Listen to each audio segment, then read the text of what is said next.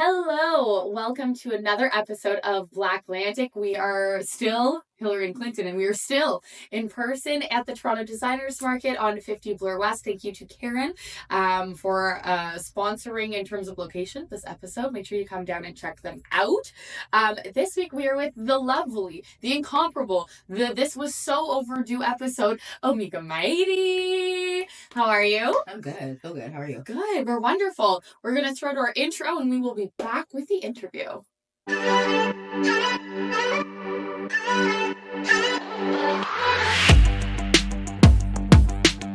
BlackLantic Media acknowledges that it carries out its work on the traditional unceded territory of the Wolastoqey, Mi'kmaq, and Pescotawakami peoples.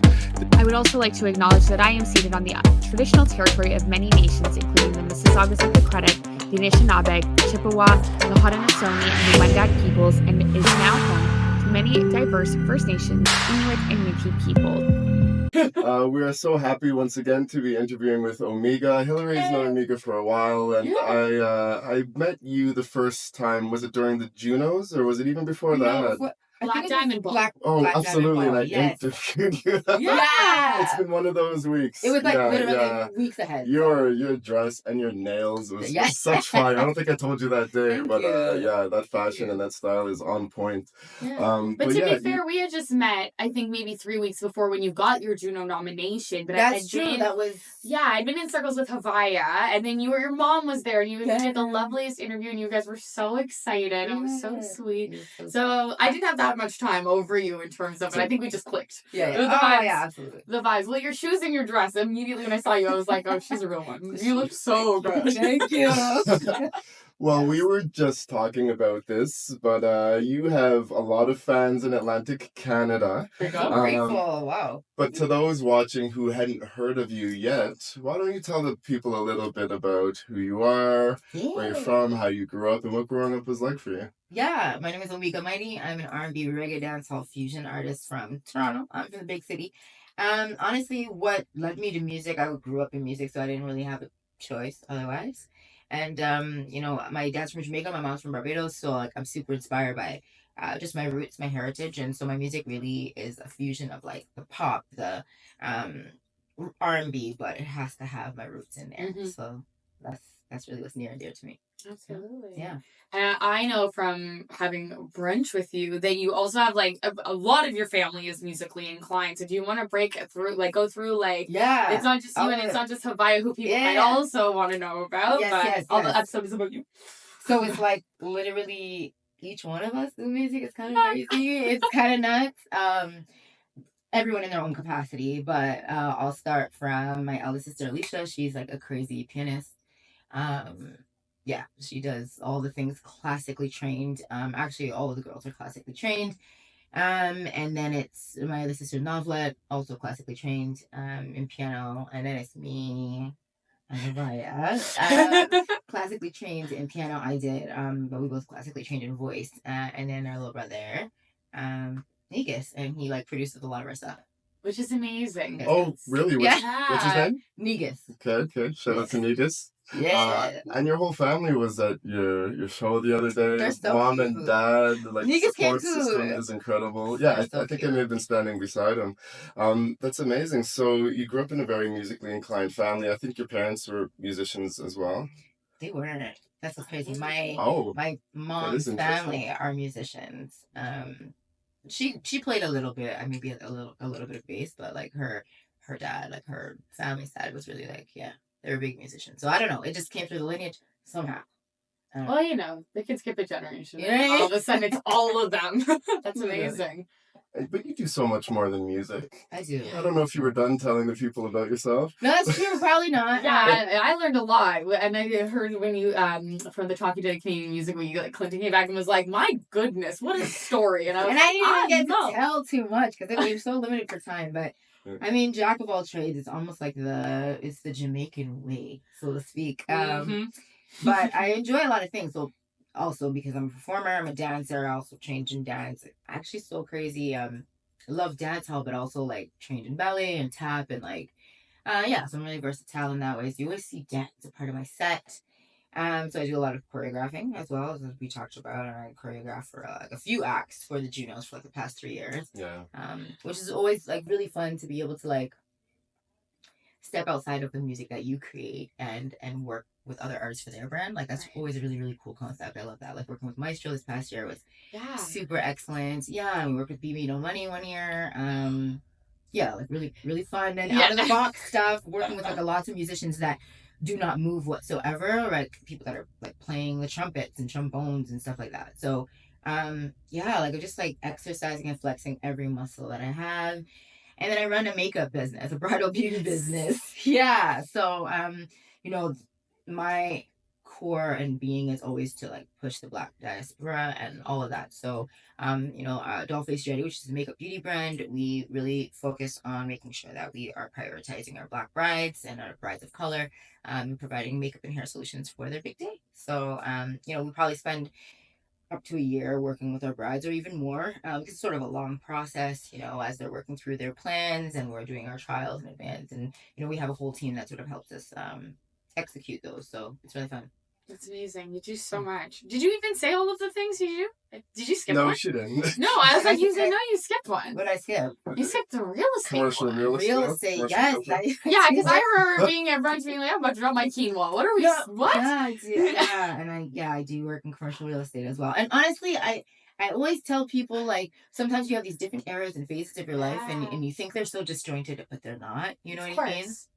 Yeah, like, just having gone to, getting my business degree is I think just what probably propels me and makes me the well-rounded professional that I am. Yeah, well, I was talking to somebody recently about the fact that being able to have business acumen just helps you in so many other areas when you're a creative, because it gives you that edge that so many people might not know or might need to understand. And I think we were even talking the other day about or I definitely feel a certain onus and responsibility to understand like financial literacy and all these different areas of literacy, because as a Black person, a Black woman, and then coming from financial insecurity, you have to sort all of that out. And while you might have had people to pave the way, still knowing everything in those areas, they all probably come together. And it's a process, right? You know what I mean? It's a process, and it's an ongoing learning. Like, you will find out today there's something you don't know. So I've never... being humility is one of those things that will always allow me to continue to learn and know that, like, I don't know everything there is to know. So, absolutely. Yeah. We know that you've been in the East Coast because of the Junos in Halifax, but are there any other times that you've been? No, and that's so unfortunate, but that was my first time ever on the East Coast, and it's crazy because in real estate, I have managed quite a large portfolio in the East Coast, but I've done it from my desk from Toronto. So, it was a pleasure to actually set foot on East Coast soil. Yes. Halifax was fun. But I hope I'm coming back sometime soon. Like, I definitely need to get my tour plans together. And absolutely. Yeah, absolutely. We can definitely drop your names I like that. and profile too. We know a good amount of festival promoters and the like. And venues and people. We can just be like, literally. No, I definitely need to come out because it's crazy to hear that like my music has transcended to the East Coast. Yeah, to Dorchester. Like, you just never know, right? Yeah, absolutely. When you look at your analytics and streaming things, you might see countries or provinces, but you don't think about the individuals that are supporting. I know when we interviewed Kurt Diamond, who I know you're really close to. Yes. He said he mentioned that like some of the biggest turnouts for his reggae shows in Canada and some of the biggest concerts are always when he's performing in like smaller towns compared to bigger cities. Yeah. So I can totally understand that. For sure. I know Halifax. It was a colder than normal week, even for Atlantic Canada. It was breezy. Did you get a chance to outside? I know you were choreographing and stage setup, getting ready for your own shows, but did you get a chance to do much of it? Not enough. At least the good thing about conferences or events in small towns like that is it's so easy to get around. It is ish, depending on the outfit that you chose. What I would say is just because of all the events I had to be at, I was in heels a lot, so that was limiting. But next time I come, I'll make sure I'm in my forces. Yeah. We'll make sure. Okay, you will have some proper footwear for you to traipse around, especially if you go to New Brunswick, because there'll be some hills, there'll be some mud. There'll be we'll get you to walk on the ocean floor. No, for sure. I've heard really good things about New Brunswick, though. Hey, that's all right. You can come with me if you want sometime. Yeah. What's the best I did? But you know, everybody advocates for the city, so I don't know. And I don't want to shit on any big city. So No, we won't. But to your point, when you were talking about smaller cities and venues and how Kurt Diamond mentioned that, like I would say that's even true in Ontario. Like whenever I play some of the smaller festivals, like in Allura, like they show up and they show out. They truly do. It's different than the Toronto vibe. So I love going to the small towns for sure. Yeah, Absolutely. So talk us through, I guess, your career. Like obviously you were saying classically trained, voice, and all these different things. So at what point did you decide, like, of all the businesses that you have and sort of accumulated over time, that this was something you wanted to seriously pursue, and how did that sort of take off for you? Yeah, it's kind of crazy. It's like it is a blur, but it's like you know, you're always training, and I was training every weekend, doing piano and voice, and there comes a time where as a kid, it just starts to feel like homework and a chore, and I think I started to like fall out of love with it a little bit. Like I started to feel like my parents are forcing me to do this thing. Not that I didn't love music, but the theory part. Like I think a lot of people can probably attest to this. You know, especially if you do have a strong ear. My ear was stronger than my ability to just read music, and so I started to like sort of hate the theory a bit. And then we were moving to Brampton. We were going to be moving to Brampton. I was like 11 years old by that time. And it just wasn't going to make sense anymore. We weren't going to be doing lessons anymore. We were going to drive out to Scarborough every weekend. So we still had piano at home. So I would still always just kind of like mess around on it and stuff like that, make music, whatever. But it wasn't serious. Like I'm still a kid, you know what I mean? And I think it was about the time I was still always auditioning. I forgot to mention at that time I had like an agency that rep me for like acting and all this stuff. So was doing like lots of auditions and commercials, this, that, and the other. So yeah, it's the triple threat sort of thing. And then eventually, you know, I was missing too much school, so I had to stop doing that. And then by the time I was like 16, someone picked me up and was like, oh, they wanted to manage me, you know, for music. So I started taking it more seriously as like a career. But I didn't know shit though. So it was like, I'm taking this serious, but like, how serious are you taking this? Because you don't really know what you're doing. Right? And that was cool. I learned a lot. What to do, what not to. And I also developed like some hate towards just like the industry and just like, you know, different things happen that I just felt like, I don't know, am I being taken advantage of? Is there even a place for me? Because like the way that people were at the time was like, well, I need to wear wigs. Like I can't be in my dreads. And like that wasn't a thing. Like we're talking, right? Like early 2000s and that you know what I mean? And I remember doing an audition where I sang Long and For by Job Care. If you know, you know. But I just remember like I don't remember if I won the competition or if I placed or something. They really liked me. But they were like, we don't know what you're saying. Which I find crazy because like as much as I know how to speak patois and stuff like that, like I speak regular English. You feel me? Like I'm born and raised in Canada. There's the varies of degree. It's how thick the patois you know what I'm gets, saying? right? Like if you're in the bush. And I'm not there. You know what I mean? I'm definitely not there. And also Longing For is actually English. Longing for my baby to love. It's English. Like it's English. So I just felt like everything that I was doing, which is everything that I'm doing now, but there was no place for me at that time. So I took hiatus and I went to school, I went to college, I went to university, did my business degree. And during that time, my boyfriend that I was dating at the time, my husband now, he went away for a year. He went to like London, England, and he was doing some teaching, blah, blah, blah. So I was like, okay, well, I don't want to be that annoying girlfriend. So like, I don't know, at the time I was learning how to do my own makeup.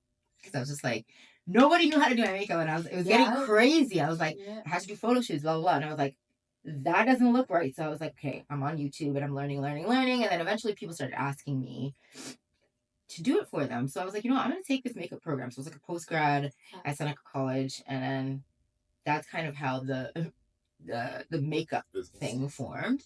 And so I had some years where I was just kind of grinding and doing that. But I was always still creating music. But I wasn't releasing. Because again, I didn't feel like I was, you know, I was writing these really cool R&B sort of melodies on top of these dance hall and tracks. Because at the time, you know, rhythms were like a thing. So there would be like 25 different songs on one rhythm.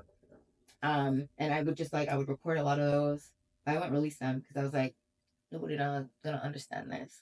Like the hard drive's probably just full of stuff So, and then at that time, we started cultivating something with Maya as well. And so, we're focusing a lot on what she was building. I was still doing some music, but the releases were on .piff.com. It was not like, I don't even know if Spotify was here yet. Spotify was like what, 2008, 2009, maybe. Okay, so I guess Maybe it was before that, probably a little just bit in its before that, but formative it was years. very different. You had to pay Spotify a monthly membership to upload your. Anyways, it wasn't what it So I is didn't now. even know about it those times. I was oblivious. But so yeah, I still was always there, but just I wasn't pounding the pavement. Right. That's what it is. And then it was really the pandemic, 2021. I just really sat down. I was like, so I have extra time. I have a bunch of demos that I've always been recording. Yeah, so we had built a home studio at my parents. So they did their basement renovations and all that. And we were like, we got to put in a studio. And so it was a really good thing we did that. And then boom, pandemic hit. So I got time. I have access to so much time and access to a studio. So I just literally just went in and started re-recording and flexing like some of the muscles that I had for a while. So it was a lot of redevelopment for me in that area as well, as far as just like sitting down writing and even like just recording my own vocals. And relearning my software and all of that. You know what I mean? Like yes, that's a very whole much so. Very much so. It's a whole That was my thing. journey, yeah. So yeah, that is. I mean, the world had to stop for me to remind myself who I am and why I was doing originally what I was doing. You know, kind of crazy. Yeah. I'll back up for a second for the listeners who don't know. Again, a rhythm is a reggae song where like a bunch of different artists will record on the same track and try to outshine each other and just see who has the best one. But also for at jams, it's amazing. And thatpiff.com was a really super popular mixtape website back in the day before I think it got cracked down on. Yeah. You go ahead. No, I was just going to say, I wanted to comment on what you were saying about like the hair and appearance, because I had the same conversation with Dee Hernandez, who said that when she auditioned for Canadian Idol, she was told she could make it, but she couldn't have her braids. And that she had to wear wigs or wear her natural afro to be able to be a contestant on Canadian Idol coming from Cuba. So can you imagine that? Yeah, because it was also 2002, 2003, I think. I'm sorry, Dee, if I'm getting the years wrong. But it was saying like early 2000s, you cannot represent Canada in the way that you look. So I just wanted to commiserate and say, like, because you were so shocked, and I was like, I heard the same story. And it's nuts, because it's like, that's why I think that people get so confused, and that's why my music, it's just so much about like identity and where do I belong and why do I even struggle with that continuously, because I'm born and raised in this country. Absolutely. They don't see me as a Canadian here, okay? Yeah. And then your family back home, they don't see you as an islander. They don't see you as a Jamaican. They don't see you as a Bayesian. Right? Because you're not living the local life. So where exactly do you have a place? Where exactly do you land? And many of us, as first generation Canadians, whatever you want to call us, we haven't found where we land yet, because we definitely, you know what I mean? Like your citizenship it's only a document. Yeah. But how you're treated, you can feel that differently. I've never been told by any of my white counterparts that they can't wear their natural hair to participate in a show. Yeah. Have you ever, just one second, have you ever seen Amanda Paris's show For the Culture that came out during Black History Month? It was on CBC. She has a whole episode on the diaspora, and there's a whole part about this woman who also left the islands, came to Canada, and then tried to move back and just didn't belong anywhere. You should see that. I have to, so thank you. Yes. No, thank you. I'm just stacking all these comments. I know. In my head. But first, regarding the hair, I was surprised, but also not, because I know in Ontario a few years ago, or whenever it was, they passed a law about like employers not being able to discriminate in hiring practices regarding someone's hair or even hairstyles they wear at work. So there's been a bit of change there. I do want to talk about your beauty line and makeup and representing, making sure Black brides are represented, because it's so important. There's definitely inherently intentional or unintentional racism built into the beauty industry. But when I saw your panel at Canadian Music Week, which is another reason I'm here, and you were a panelist there, and I have some great content of you that I will send you. Sick. I had an insight where you were talking about being Jamaican and Barbadian? Yeah, Bayesian? Yeah. And I wondered, because Hillary and I, too many people are obviously mixed, interracial, intercultural, as I like to say. Yeah. But so are you, right? And so I wonder if in your daily life, do you think of yourself as interracial, intercultural, and do other people see that? They probably see you as Black, or they assume you're from one place. But So, I especially want to talk about it because regardless of how others see you, you mentioned, and this had to do with Canada and Jamaica, but sort of that identity finding. Who am I? Where do I belong? yeah. What race am I? What culture do I belong to? So Yeah, so definitely that's, not interracial because both my parents are Black. So Barbados is generally a Black country, but any of, you can find any race in any country. So, but both my parents are Black. I can't speak for the little breakdowns. We don't do that here. So they're Black. Okay. But interculturally, it is interesting. Most people, everyone thinks I'm just Jamaican. Right. Right. I would say it's the dominant culture in my household because my dad came to Canada from Jamaica when he was in his teens. My mom came here early. She was actually born in England and then came. So she had a very, northwestern sort of upbringing. So the dominant sort of island culture in my household is Jamaican culture. So I understand why maybe I how do I say, like, I come off the way that I do. Put it that way. It makes perfect sense. You know what I mean? Yeah. And even me, forgive me, my Bajans, I love you, but I'm still working on understanding y'all because it's hard. It's hard. My cousins, when they talk to me, I'm like, what are you saying? So I'm working on it. I'm working on it. But yeah, I mean, it's when people find out, generally it's an interesting topic of conversation, but your family back home, like they see you as a Canadian, right? Mm-hmm. No matter what. You're a Jamaican family, they see you as a Canadian. You're a Asian family, they see you as a Canadian. You can't even see yourself as a Canadian. Mm-hmm. You can't even see yourself as Canadian because if you're telling me I don't represent Canada because of how I look, then not even the document, not even the paper, the legal paper that you gave me that says that I'm Canadian, not even that is good enough for you, right? So it is that's why, like, the music that I make and we listen to songs like Rush Them that was nominated, like, this is not a joke. Like, when I say and I'm writing and I say, be oppressor shuffle we and take we out our land, I mean that. They took us from our original land, they brought us to these other countries, and still for all, we're not accepted, right? This is it's an identity crisis. It's an ongoing generational identity crisis, and people forget it because we are forced to be strong and all of these things out of survival. Right. Yeah. I felt that. No, I did, and I personally don't like to use the word race, because I feel like it implies that we are not all part of the same human race. Yeah. And I know there's different differences between culture, but okay, that makes sense. So your mom is Bayesian with like a Western upbringing. Like my older brothers are born in Jamaica, and me and my sister were born here in Toronto. So it's exactly, it's different. Yeah. Exactly. And me and all the siblings were born in Canada. But okay, I should also clarify that as much as my dad is Jamaican, he's not just Jamaican, he's a Rasta. And if you understand anything about the Rastafarian culture, then you know it's very serious and it's very expressive. It's very, like, so I never had an opportunity to not appear as Jamaican or not, like, the culture, I wear it, right? Absolutely. And just our bare existence. So yeah. Wow, thank you for sharing that. Yeah, because I just intercultural but Black, and it's still an identity thing.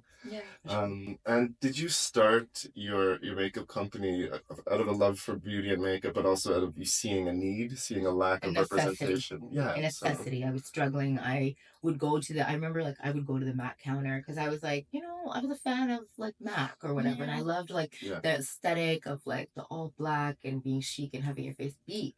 And I was like, well, I need to achieve this. I remember, like, the moment that I was like, this is the makeup look I want to achieve. It was, I saw Sierra's music video with Young Jeezy.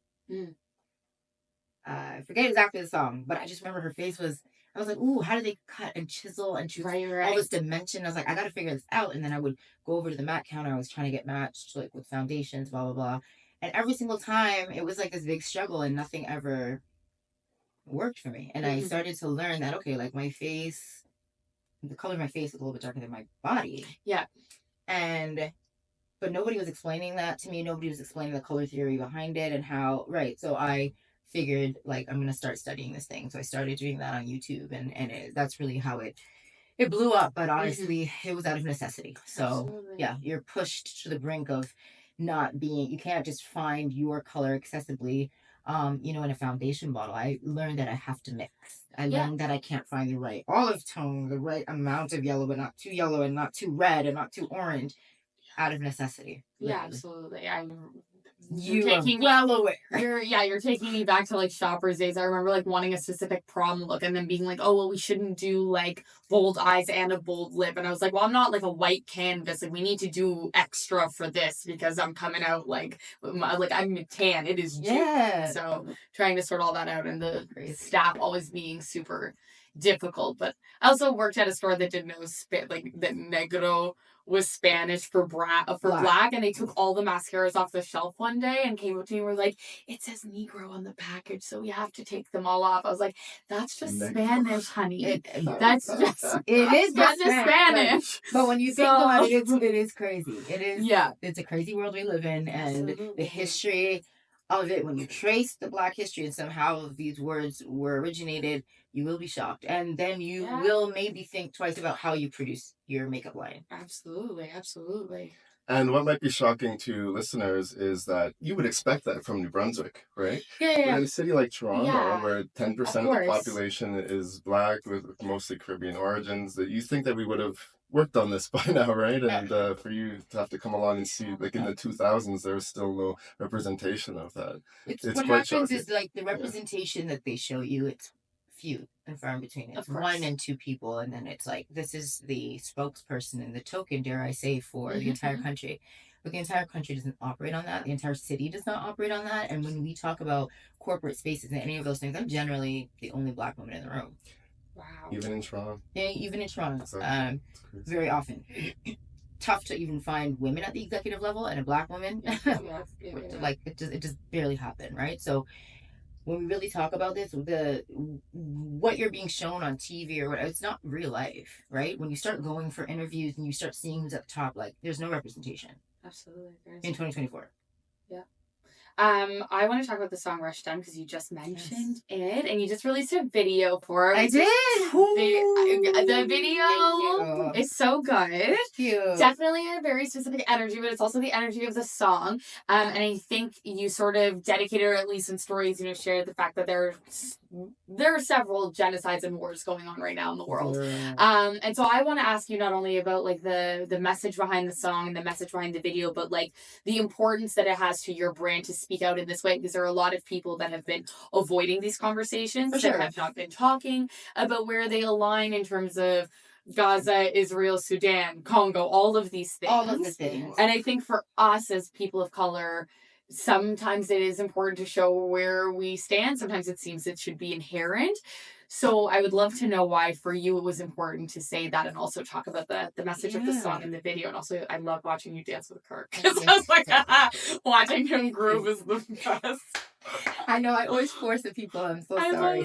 I mean, and I want to be very careful because I don't want to be the spokesperson. Oh, of course. I can't be the spokesperson for another group of people where I myself am just learning about some of the histories, and I have lots to learn. Yes. But I think as an oppressed people, it's important for us to definitely stand behind one another when we're going through what it is that we're going through as communities, because everything that we're facing is relative. You know what I mean? And we can relate to each other that much more. We need to just find the love for each and every person. And so if my brothers and sisters are having a tough time in Palestine, it's not for me to pretend that I don't see it. You know what I mean? As much as I may be learning and still have lots to learn, it's important. Like, those are my brothers and my sisters too. So when I think about, and it's crazy because I wrote Rush Them over a year ago, it's still sadly super relevant today. An incredible piece of art that I'm proud of, but of course you want to see progress in the world when you're creating something like that, and unfortunately we're not there yet. With that being said, I'm also well aware of my privileges being in Canada, and not actually facing some of those things that while we might face a lot of oppression in different ways, there are basic necessities that are not being met in other countries. So I think it's important for us to remember that, keep it in our hearts, and do whatever we can to give back where we can. It's not for you to go above and beyond your own means of what you can do, but I think it's really, really important. And that's why I think that having a song out already at this time is an importance of making sure that people know as much as what was behind it when I wrote it. It extends beyond just the Black community, 100%. Absolutely, absolutely. And I mean, to your point about the education piece and all of that, I mean, I don't think, I would argue that I am also not the most educated on this situation. And I think a lot of what we've discussed is it's better to say, I think, anything later than to have said nothing at all. For sure. And I do think it's just about commiserating that, I mean, no matter what, it's awful to see people suffer and to go through these atrocities. And so, and like you said, I mean, everything the Black community's gone through since, 400 years, but the murder of George Floyd sure did hit our communities, right? And so. Exactly. And it's, when we had to and continue to have to run down the streets and say Black Lives Matter because people don't understand that all. And you want to rebuttal with me and say all lives matter. It's a crazy thought, right? Absolutely. Do you know what I mean? It's a crazy thought. I was going to say, they don't understand shit. It's a crazy thought. So for me to sit here and be like, yes, of course, Palestine lives matter. And there's importance and a reason that you have to call out the specific community of which that is, because the actions that are taking place is showing that they don't matter. Yeah, this is showing that all the lives do not matter. In fact, there's a totem pole and we're choosing which ones do not matter, who we want to oppress, ethnically cleanse, and fully remove from society. That's why I laughed when you said all lives matter, because back in October of 2023, I was posting that regularly. Where's all the all lives matter people now who are flatten Gaza, make a parking lot. What happened to all lives matter? I thought all lives matter, and now you guys are saying kill all the power. Wow, yeah, it really shows, there's, I don't know who said it, but there's a famous quote, you can always judge a society by how they treat the less well off, and, that's on a global level. If this can happen here, and we just all stand by and watch it, what next? I feel like we're a turning point in society, right? The control, the government, the misinformation, the lies, the attempting to ban TikTok just to, keep people, in the dark about what's going on. It's, it's really important to speak out. Yeah, I don't want to go down that rabbit hole too deep, but in the book about Caste, which is based on the movie Origins, I talk about it, I feel weekly because it's changed my life. But they talk about the idea of the scapegoat and the fact that there's always a group of people that we decide is lesser, who is the scapegoat of all of our burdens. Oh, society would be so much better if we didn't have immigrants, if they weren't taking our jobs, if Black people weren't here. But why? Because if you remove them, then a group of the dominant become the scapegoat, which is why the white poor people, typically in the South, are the ones to be the most racist, because they know if that group was gone, they would then be the lower people that the corporate whites would want to remove. So it's really interesting when you think about it that way, that it is just a hierarchy of oppression, because at a certain point there is a group of white people that are lesser than other white people based on what we've decided, but we have to have a scapegoat. Right now, that's everyone who they've deemed as other. And my tangent over. No, that's okay. Well, that's an interesting point of view for sure. Yeah. Well, I'm glad that we discussed this, because it's on my mind all the time. My partner is Egyptian, so that's right next door to Israel and Palestine, and or is not real. But anyways. But I also just appreciated the Black Panther energy of the video, and I was like, yeah, you had to bring that back, because I think the misconception is that these things happened however many years ago, and it's over. Yeah. And even when I that was my ancestors, we're not like that today. And it's no, there's still a society that is 100% like that. The society at large, actually. And that's weird. It was fine. I don't know. That's I seen racist. Yeah. It's coming for you. But you know what I mean? So it's so important for us to remember that we're still in that fight. And that's really what Rushdom is exemplifying. When you take a look at the attire and the energy and everything behind it, it's just a reminder that we're still in that fight. Yeah. And it might look a little different today, and it might not, to be honest, because there was a time where, and those were props for those of you that might think it's crazy, but there was a time when that was the only recourse.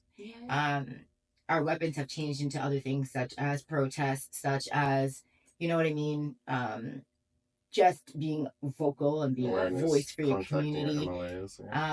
But there are still active wars going on, and those very weapons that were created by the groups that are here to oppress you, you're just continuing to have to fight back. And so that imagery is kind of throughout that entire piece. When I sort of open the video in my blonde brows and my blonde wig, but I'm looking in the mirror and I'm seeing myself with my dreads. It's just another reminder of what the European beauty standards are. And, as I talk about my personal experiences and how many times I've been asked or encouraged to, get rid of my locks and change who I am. But we always need to come back to self. And it's okay, like literally to dibble and dabble in any type, like wigs, whatever. Like I love all of that, but I hate the notion of not loving myself enough. So doing those things because I'm not happy with me. Yeah, exactly. And you're already in underrepresented genre of music in Canada, right? Reggae is definitely a big uphill climb, whereas hip hop has had successes and R&B, dance music, other black music, but reggae is an uphill climb. So you're having the double, not cut off your dreads, but people not understanding or wanting to give it proper time. Correct me if I'm wrong, but it was Rush them on the Notorious and Noble album. So you released an album back in October of 2023, in which that was a part of it. Do you want to speak a little bit about the process of creation there? And absolutely. I know you recorded a lot during COVID. And before we get into that, I know that you have somewhere to be for 1 o'clock, right? So I just want to make sure that we're getting close. Okay, perfect. So maybe this table, tell about that album. We'll end when you... Yeah, I have 5 minutes. Perfect. So tell us about that album. So the album and what's in the works for you, what's in your future, and anything you wanted to impart during this interview to new fans and listeners before. We'll just have to do a part 2 because I can talk to you all day. Next time it's going to be in the East Coast. We'll bring you to the farm. I love that. Everyone's welcome to the farm. Love it. That's Notorious and Noble. That is my second EP release and my latest EP release. It has 9 tracks, and honestly, creating that album was just it was amazing. It was a lot of inner work that I was doing, finding self and identity, different sounds as well, because I think sometimes when you box yourself into a genre, you feel like you can't explore other genres, and that's why I'm very specific about how I describe my music as being like that reggae fusion, because it isn't just rock steady reggae as well. It has had the other elements, sort of new age. But yeah, I like to create alone. I really like to create alone in isolation, so that was a big piece of it. But I also love to collaborate, so I had to figure out how I wanted to sort of merge the two worlds. So it was great to be able to do that and work with a multitude of different producers, which was expanded basically many of the people that I worked with for my first EP. So that was really great to work with different people from different sounds, and a producer from Nigeria, local producers as well. So it was great to just put all of those collective sounds into one project. And then to get nominated was just crazy. And working on some new stuff. So definitely might want to think of it as an extension, whatever, but definitely some new music, always some new visuals, and some new collabs. Incredible. Incredible. Amazing. All right. So to anyone who wants to check you out, it's pretty simple. Omega Mighty, OMEGA Mighty, to all of the audio listeners out there. And what else is that? Like, comment, subscribe to our stuff. We'll keep you in the loop when she does her tour in Dorchester. Check out Havaya as well. Check out the rest of the song with Mighty DJ Gang. Four Corners. The whole Mighty Gang. We absolutely send our love to all of you, and keep being dope. When I moved to that place, there's a big field. We thought about having outdoor concerts or festivals, so that could actually be in the future. And thank you so much for your time. You off camera, you were complimenting us on our progress in the past year, but things have really been taken off for you. I mean, you've been doing it for a long. Do you feel like you're on a great trajectory? I do. Yeah, because like I said, I started buckling down in the pandemic, so I don't expect things to be progressing when I'm not putting in the work. So since I've been putting in the work, things have been progressing really, really rapidly. So I'm very proud. Awesome. Amazing. All right. Another week. Next time we'll be in person somewhere else. Peace.